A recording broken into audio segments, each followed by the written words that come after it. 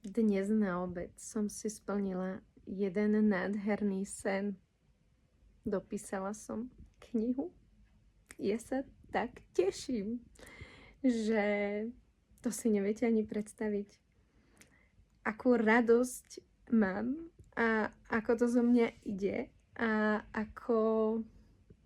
aký úžasný pocit to je.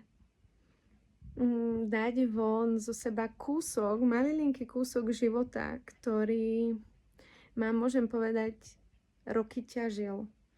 Pretože ja som nerozprávala, ja som mlčala, ja som toto všetko držala v sebe. A mám nesmiernu radosť, že kúsok toho nášho života vám môžem ponúknuť a môžete byť jeho súčasťou. A naozaj splní sa mi sen, ak mi čo i len jeden človečik, ak mi len jedna žienka dá spätnú väzbu a napíše mi,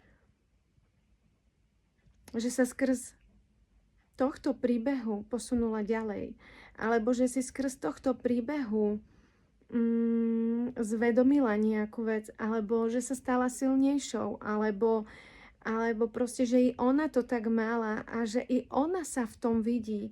Ak čo i len jednej žienke toto pomôže, to bude mojou odmenou. Ďakujem, že ste.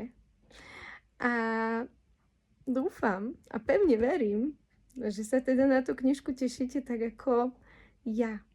Ja sa teraz pokúsim nejakým spôsobom vám ju cez sociálne siete ponúknuť. Takže už pracujem a som v tejto fázi, takže držte mi palce. Hádam sa mi to podarí. Majte sa krásne a prajem vám krásnu nedeľu.